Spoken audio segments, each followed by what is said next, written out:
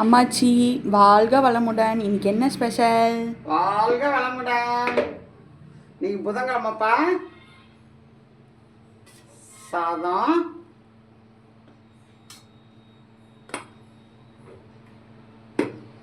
அதுக்கப்புறம்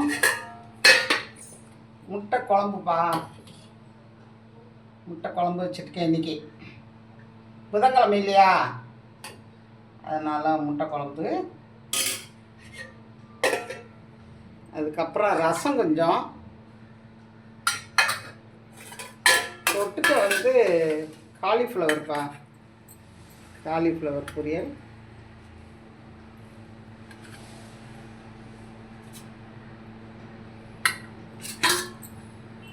அப்புறம் பார்த்தீங்கன்னா தயிர்.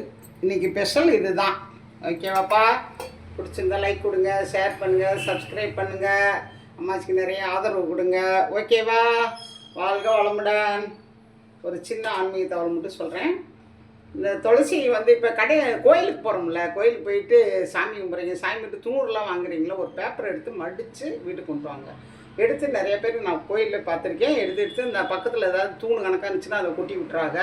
அந்த மாதிரிலாம் தவறு செய்யாதீங்க. அதேமாதிரி தீர்த்து வாங்கி குடிச்சிட்டு மீதி இருக்க தீர்த்து தலையில் தேய்ச்சிட்டு வந்துடுங்க. அதை வேஸ்ட்டு பண்ணாதீங்க, கீழேயும் ஊற்றிடாதீங்க. அது கோயிலுக்கு போய் புண்ணியம் இல்லாமல் போயிடும்பா. அந்த இதை மட்டும் தயவுசெய்து பண்ணிட்டு வாங்க, சரிங்களா? பிடிச்சுன்னா லைக் கொடுங்க, ஷேர் பண்ணுங்கள், சப்ஸ்கிரைப் பண்ணுங்கள். வாழ்க வளமுடன்.